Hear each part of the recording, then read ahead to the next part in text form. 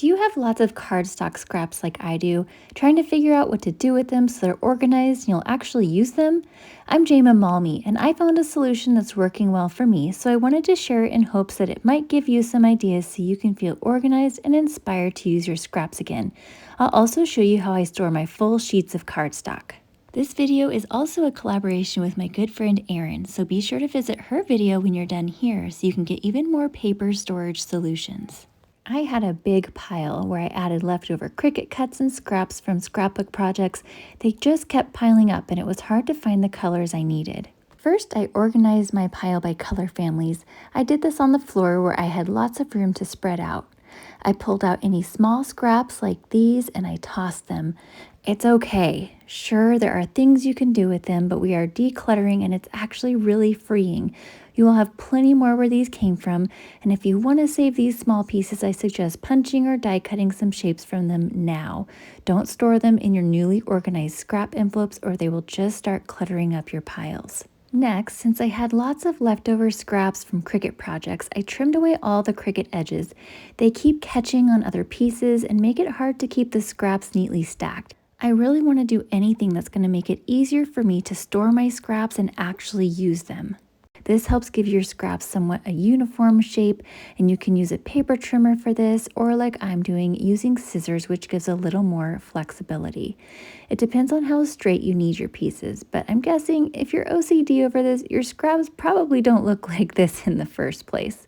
So I'm just trimming around all of the little Cricut pieces so that I have pieces that will neatly stack into my envelopes. Next, I pulled out the paper storage envelopes that I got from Close to My Heart. By the way, everything I'm showing you that's available will be linked down in the description of this video. These come 3 to a pack, and I love how nice and sturdy they are. They have a flap that easily closes and are the perfect size for 12 by 12 paper. You could store your full cardstock sheets in here as well, but I have a different solution for that, and I'll show you that in just a minute. This is just how I store my scraps. I have 9 envelopes, one for each color family, so I did this for each color. I arranged the scraps so that they're the largest in the back and the smallest in the front for the most part.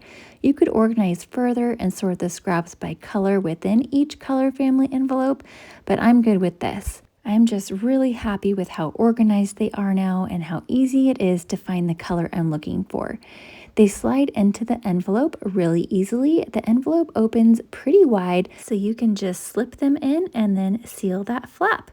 And voila, it looks so nice and tidy. I'm so happy with this. Let's take a quick look at each of the envelopes. We've got reds, pinks, oranges, yellows, greens, blues, purples, grays, and browns. I keep my black and white really close to my desk so that they're always within reach since I use them so often. I also keep some sapphire in here because I use that often, and some other pieces that I want really close. Here's how they look on my shelf right next to my large cardstock sheets. They're really easy to just grab and bring over to my desk when I need to, and they're really easy to put back. So I'm really happy with this. It's working for me. Now let's take a look at how I store my large cardstock sheets. I found these 2 bins at Target years ago. I haven't been able to find them online to link for you, but last I was there, they still had them in store. I have them sorted in rainbow order with retired colors at the back. I use mostly Close to My Heart cardstock, and I did this a while ago, so now there are more retired colors that I need to move. The dividers are from Totally Tiffany, and I used my P-Touch label maker to add the color to each divider. I did end up trimming the dividers down by about 1/8 of an inch from one side to make them easier to move freely in the bins. I store my larger scraps right in with the full sheets of cardstock. In the other bin, I have newer colors at the front because I ran out of room on the right. And then I have my 8.5 by 11 cardstock, followed by specialty papers at the back. I have one label for each type of specialty paper, so like holographic and glitter paper, and then I keep each color in its original bag with a label at the top. I trimmed off the top of the zip top bag so it wouldn't stick up so high. There are a couple of bags at the back that are newer that I haven't done that to yet, so I just need to trim off the top of the bag right underneath that little zip top part.